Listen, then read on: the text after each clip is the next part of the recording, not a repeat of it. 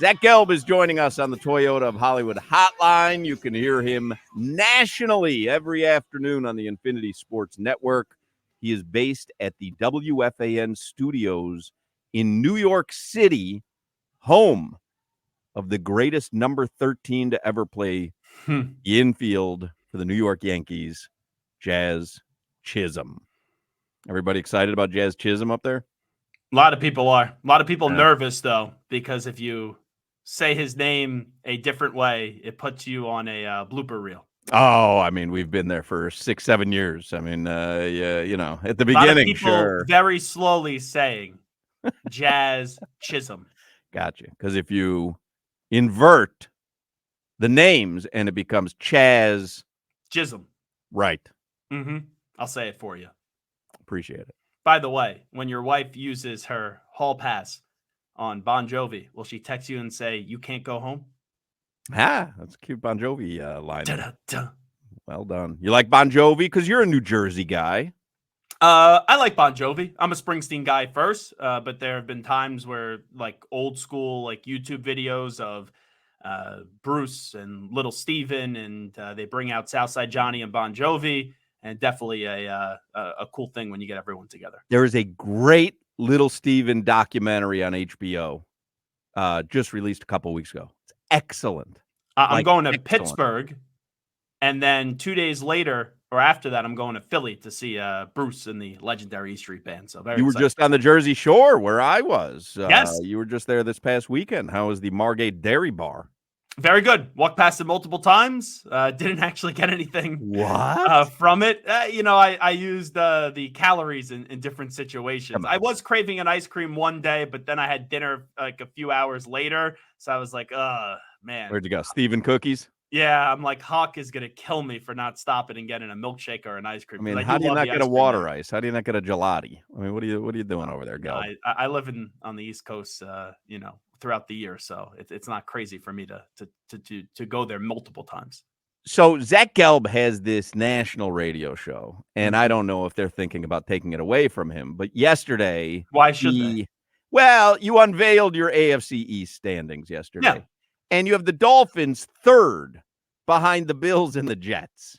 Yes. Now, what are we doing here? What are we doing with the Jets? Did you listen to the clip or did you just read the headline? No, I saw that you had Leroy Horde on talking about it, and I hear enough of him down here. Yeah, so I said I think you're splitting hairs between all three until someone takes down Buffalo in the AFC East, and I was someone that believed the Dolphins were going to win the division last year. Now I won't pick against Buffalo. I believe Josh Allen's going to win the MVP this year. And then I said between the Jets and the Dolphins, I give the slight edge to the Jets because I think Rodgers is better than Tua, and the Jets defense is much better than the Dolphins defense when you're relying on Jalen Phillips, who I love, and Bradley Chubb coming back from injuries. I wouldn't sleep on the Dolphins defense just yet because I think they're... Is it better than the Jets? No.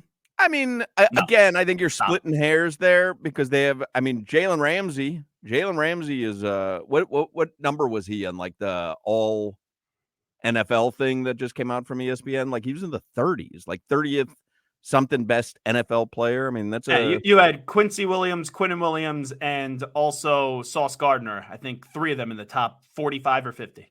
Yeah, well, they're all going to hate Aaron Rodgers. And also Hassan Reddick, if they figure out his contract situation, he's there as well. Now, I'm not saying, and I also said in that thing, you could order it up any way you want, 1, 2, and 3, to clear the Patriots or fourth, and I wouldn't have a problem with it. But the one clear advantage the Dolphins have over the Jets would be the coach. Mike McDaniel, I'll give him that. He is a much better coach than Robert Saleh. Yeah, I don't know. I have a tough time believing in the Jets. I have a tough time, even with Aaron Rodgers, I have a tough time believing that it's just going to go great for them. Well, I'm not saying it's going great. I'm saying that they're going to finish second. Well, I think the Dolphins are bordering on a great team. When they win a playoff game, then we can start to take that step. That's fine. I have no leg to stand on when you do that. That's fair. I'm just telling you, on paper, roster-wise, and their trajectory, I think they are bordering on being one of the great teams in the NFL. The three, and this is the difference between you and I. You're quick to throw teams in the great category. I do not call the Jets a great team right now. I'm not calling the Bills a great team right now. So I'm not calling the Dolphins a great team right now. All three of those teams are very good teams. The three concerns I have with the Dolphins: the offensive line, the quarterback winning a big game, and then the health of the defense. Because you had a lot of nasty injuries late in the season where that team slowed down. And even when Buffalo was practically begging you guys to beat them in the last game of the season, still the Dolphins couldn't do it. So those are my three concerns. They're not like massive concerns where I think the Dolphins are going to suck. They're going to be an above 500 team. They're going to be in the playoff mix. But right now, I just have them in the third spot. Someone's got to finish third in the AFC East.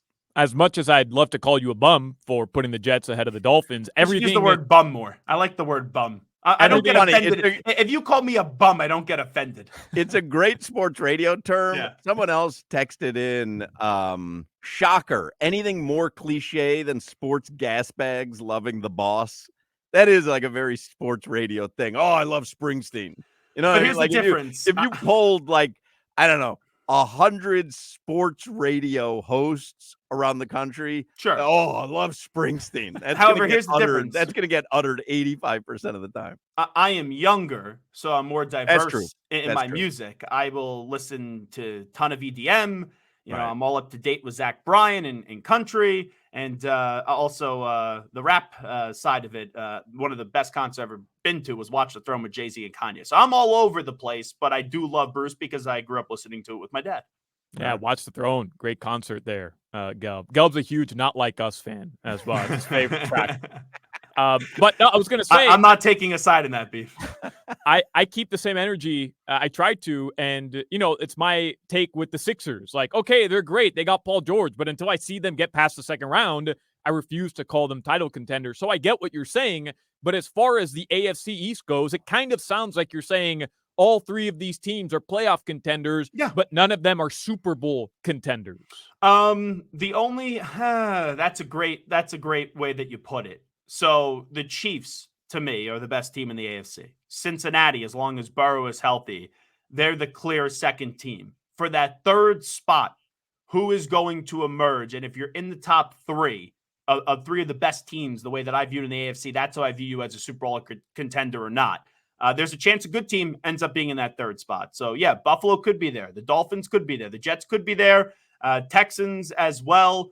Baltimore Ravens. But I think it's clear when everyone's healthy who's 1 and 2 in the AFC. You have a problem with either contract, Tua or Jordan Love?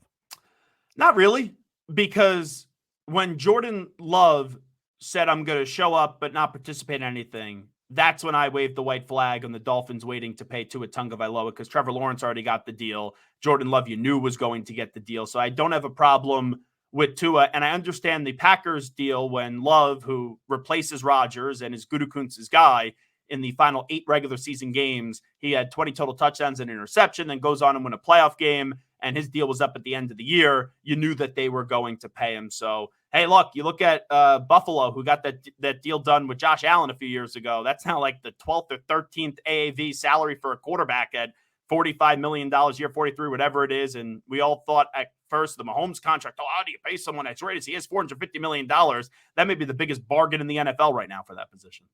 Is Jordan Love, though, a little too soon for that kind of contract? Yes, you could say that. Have you seen enough from him? And then I would follow it up with, have you seen enough from Tua? Like, Tua, for whatever reason, continues to be this wait-and-see guy, and Jordan Love seemingly has been anointed by everyone because of one playoff win last season as the next great Green Bay quarterback. So I need to see more from both, but what I will say with what I've seen so far, Love with a significantly smaller sample size, so there's more unknown to Love than Tua. I do believe Love has a higher ceiling than Tua Tagovailoa. I think Tua is just a good, very good quarterback in this league. At times, maybe could look great. In the NFC, that really doesn't have a face in terms of their quarterbacks. In the AFC, it's loaded. Like, Tua's not even a top 5 quarterback in the AFC, and that's not a hot take. But in the NFC, statistically, he is. Okay, and Belichick has said for years stats are for losers. That you could make arguments that make people look a lot better. I mean, but it's not an argument. It's stats. Like, that's not. I mean, that's pretty much how we. Other than wins and losses, you grade a team. But for a player performance, you look at stats. So So you could say, sure, Tua played like a top 5 quarterback last year. Statistically, I can't say that you're wrong on that. But in the AFC, if you're asking me, come week 1, who would I rather have? Mahomes, Burrow, Josh Allen, Lamar Jackson, and then CJ Stroud. 5 right there. I would that give I you think those. are better than Tua.